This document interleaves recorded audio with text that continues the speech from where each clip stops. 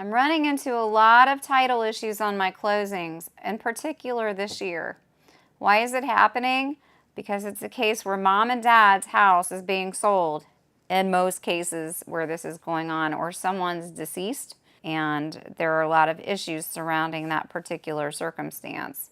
When you sell your house, you are telling the buyer that you sign a contract with that, to your knowledge, that title is free and clear of any debts, liens, or encumbrances. And I'm finding, and I've found through the years, that a lot of people don't do anything about exploring what defects could be in their title before they go ahead and put that house on the market. It is up to you as a seller to make sure that you don't have any debts, liens, or encumbrances that attach themselves to the title of your property before you put this house on the market. Because as we've discussed before, once you get a buyer, you're signing a purchase contract with them that states for the seller certifies that seller owns all of the items listed in Section 6, which deals with personal property in the house, and that they will be free and clear of any debt, lien, or encumbrance at closing, except as mentioned in Section 22 of the contract. So you're promising that buyer that your ducks are all in a row and that you're able to sell that property. When in doubt, you need to contact a real estate attorney prior to selling that house if you think that there might be debts, liens, or encumbrances. A biggie right now is Medicaid. Since grown children aren't always privy to what's going on with mom and dad in terms of health, there might have been a lot of doctor's appointments, there might be a nursing home involved. Since grown children don't always know what's happened, if they're involved as a POA or if the property transfers to them upon death, they may not know all of the potential liens that are associated, that are attached to the property. So it's really important to make sure before you list a property that everything's clear and that you're well aware of what's happening with that property. So contact a real estate attorney prior to listing that property if anything might come up, because title companies can go ahead and do a preliminary title search for you to see if anything's outstanding so far.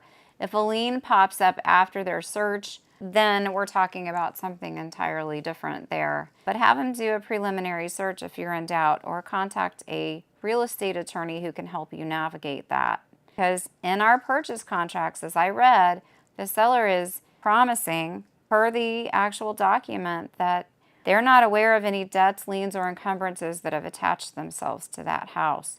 There are other types of title issues involved, and they will pop up during the course of a transaction if they exist. And title issues are any issues that, again, cause the property to be entangled. Most of those we know of are liens, such as a mortgage lien in first position, but there are other issues that could pop up.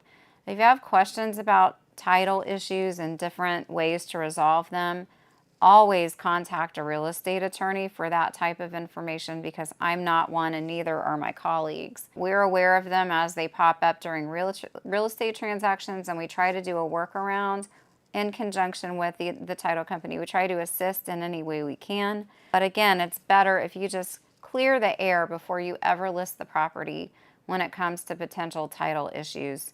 If you're aware of any encroachments on the property, any liens on the property, or if you even suspect that there might be something, it's always great to go ahead and seek that legal advice up front to avoid any issues later on, because buyers are spending money to buy a house.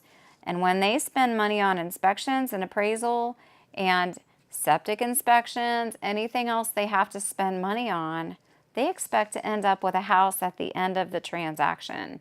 So just make sure, again, your ducks are in a row. If you suspect something might be binding itself to the title of your property, please get that taken care of prior to. If you make your listing agent aware when you're interviewing them or talking to them, they can get you connected to an attorney who can help you out with that. If you have questions about this issue or any others, please feel free to contact me at 513-236-1254. You can private message me, and if you're watching on YouTube, please feel free to subscribe. Thanks, bye.